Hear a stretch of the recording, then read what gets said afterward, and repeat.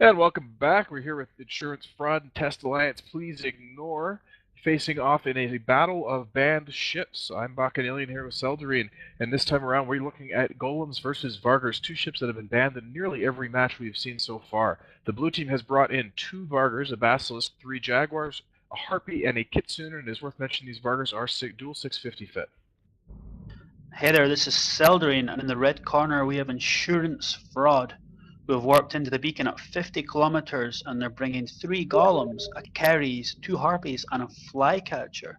And I can tell you now that even though they have warped in at 50 kilometers, they are only 50 kilometers from the enemy team because of the beacon choice. Indeed, the beacon choices left these two teams at a very acute angle. They are actually much closer to each other than they expected. Should note that there is a Harpy at 0 for the red team because of a miswarp, and he was relocated to 0 as per the rules, which may actually set him just about as far from the enemy team as the rest of his team, despite the fact that he, in theory, would be closer. And the match is on. We can see the blue team streaming across towards the red team. The red team are pretty much not moving. It does not look like those golems are propulsion modules. They are static, and they're going to have the full force of the blue team on top of them. The primary on the blue team, which the golems are shooting, is Faf, but Taco Rice in the second Vargar is also taking damage. It was quite a big volley. They first hit Faith at the very start, but now Taco Rice taking an equal amount of damage. I don't know if they're splitting damage to try to stress the Basilisk and test these tanks, but while this is going on, a Flycatcher, Faffer for the red team, has got caught, and he looks to be going down. He is webbed and will not be long for this world. You are 100% correct there. His days of catching flies look like they will soon be over. And we can see the Jaguar of Pilot 90 also taking damage.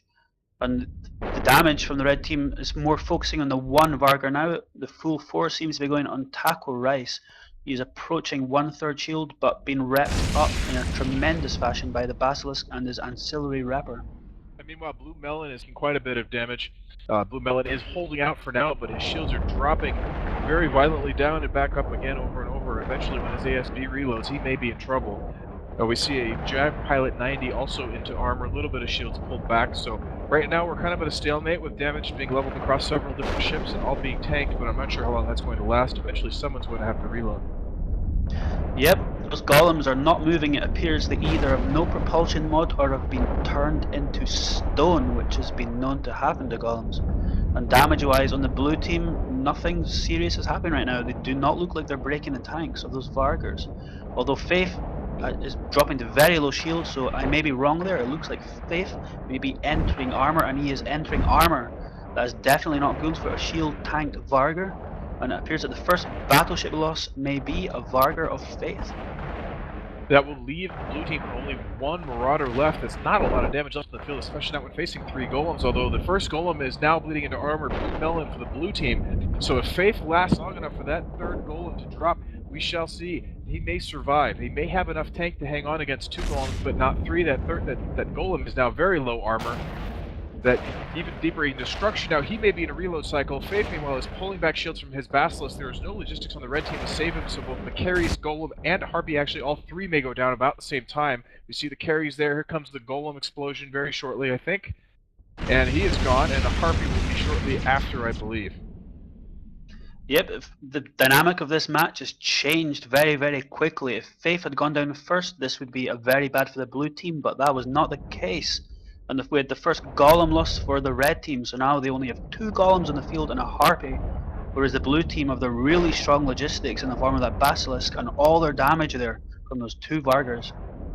Well, what's interesting to note here is talk about is the fact that one team brought 3 Marauders, no logistics, the other brought 2 in the logistics, and you can see the difference. It was very, very close. Had the opposite happened, had Faith gone down first, I think the match would have been over for the other side, but in this case, because they got the third golem off the field and the Basilisk was there to hold reps just long enough for the Vargar to reload his own ASB and survive, the blue team was able to take control of this match, and I think they're going to pull this out to an eventual win. Exactly. I think that problem could have been there at the start when they were switching damage across those 2 Vargars. I believe if they'd maybe just focused on the one Vargar at the start, he would have run out of his ancillary boost charges quicker, he'd have had to rep quicker, and a bit more overloading, maybe even a change of ammunition type could have killed Faith. But that is all in retrospect and irrelevant. This is going to be a very, very convincing victory from the blue team here as they just mop up these remaining 2 ships on the red team. We've had quite a few matches in this tournament that have come down to tactical decisions and piloting much more so than the actual setups, and this is no exception here. The choices made by the pilots and the FCs are what determine the outcome, and this has been a fantastic match. We will see that last goal and blow up very shortly, and I think blue team will walk away with a flawless victory. Yep, you're right there, and whether or not that split damage at the start was just pilots not following the FC or it was an actual tactical decision, we will never know, but it appears that that may have cost them the match, and they're just chasing down that harpy of Jamie Scott, who does not want to be caught, and piling on the damage on Sergeant Andy and his golem. It was interesting to me that these golems did not really seem to kite around. I did not check the turret types to see could it have been that they were torque fit rather than cruise fit. What the golems were doing is they were cruise missile fit and they removed the speed mod just to maximise their tank.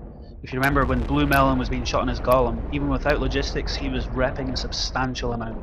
They've got very fearsome tanks for these golems when you can fit tank mods in all the mids, but it was not enough to rep the damage output from this blue team. Well, I think that's all she wrote. That Harpy will get caught, volleyed down very shortly. He was ASB fit. He got one cycle off before exploding, but that was all for him. So thanks, guys. We're going off to a break now. Stay tuned. We will post times when we know when the hour break.